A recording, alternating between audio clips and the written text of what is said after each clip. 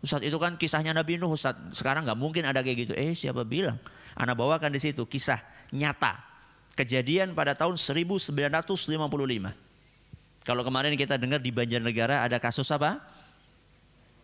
Ada kasus tanah longsor. Ini lebih dahsyat dari tanah longsor. Kejadian di sebuah dukuh namanya Dukuh Legetang. Itu di komplek Dieng. Dukuh itu apa ya? Dukuh itu bukan makanan, bukan. Dukuh itu apa? Bukan desa. Dukuh itu dusun. Dusun itu RW. Ya, RW. Jadi kampung kemudian dibagi-bagi lagi. Dukuh. Ya. Dukuh namanya dukuh apa tadi? Legetang. Dukuh ini ya terkenal sangat subur tanahnya. Sangat subur tanahnya. Sehingga penghasilan penduduknya luar biasa dari sayur-sayuran. Rata-rata mereka orang-orang yang kaya-kaya. Setiap tahun panen. Di tempat lain nggak panen, di situ panen. Di tempat lain panennya dikit, di situ banyak. Di tempat lain kualitasnya jelek, di situ baik. Itu dukuh, namanya Dukuh Legetang. Akan tetapi subhanallah, berbagai kucuran nikmat dari Allah tersebut tidak membuat mereka bersyukur kepada Allah. Semakin banyak dikasih nikmat, justru mereka semakin tenggelam di dalam maksiat kepada Allah. Hati-hati. Banyak di antara kita ketika dulu masih punya motor, masih rajin ke masjid. Begitu dapat mobil, ke masjid mulai jarang. Ketika dapat kereta, nggak pernah ke masjid lagi. Ya, hati-hati. Orang-orang yang seperti itu, hati-hati.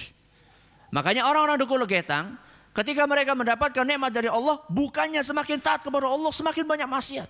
Yang namanya judi, perzinaan, bahkan sampai zina dengan ibu mereka sendiri. Na'udzubillahi min dzalik. Dan setiap malam selalu mereka nanggap lengger. Nanggap itu mengadakan. Ya, lengger itu kayak kuda lumping. Dan yang main itu cewek. Dan akhir-akhirnya zina. Setiap malam seperti itu. Setiap malam seperti itu. Sampai datang tanggal 17 April 1955. Berapa? 17 April 1955. Malam hari itu hujan lebat sekali. Petir sana sini, petir sana sini. Gak ada orang yang berani keluar dari rumah. Akan tetapi penduduk desa Legetang, dusun Legetang tetap berbuat maksiat. Tetap minum, tetap judi, tetap zina. Sampai lewat pertengahan malam. Ketika lewat pertengahan malam, hujan berhenti. Sunyi senyap. Tiba-tiba terdengar suara boom. Suara yang keras sekali seperti suara bom. Suara itu terdengar oleh dusun-dusun yang ada di sekeliling dusun Legetang. Tapi nggak ada satupun yang berani keluar. Karena suasananya dingin, gelap, sepi. Setelah itu nggak ada suara apa-apa. Baru keesokan harinya, orang-orang yang ada di sekeliling dusun Legetang keluar dari rumah. Mereka ngelihat ada sebuah gunung. Namanya Gunung Pengamun-amun. Ternyata gunung itu sudah separuh nggak ada. Separuhnya gunung nggak ada. Mereka, gunung hilang kemana ini? Gak ada separuh. Kemudian mereka lebih kaget lagi ketika gunung yang separuh itu sudah pindah di atas dusun Legetang.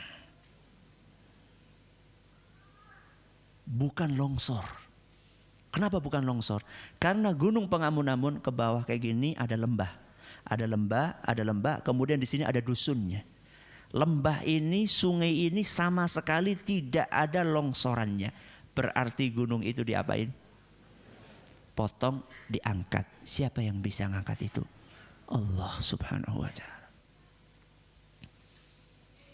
Maka kalau kita sudah tinggal di suatu komunitas, isinya di situ maksiat, Dan tidak ada yang mengingkari maksiat tersebut. Siap-siap.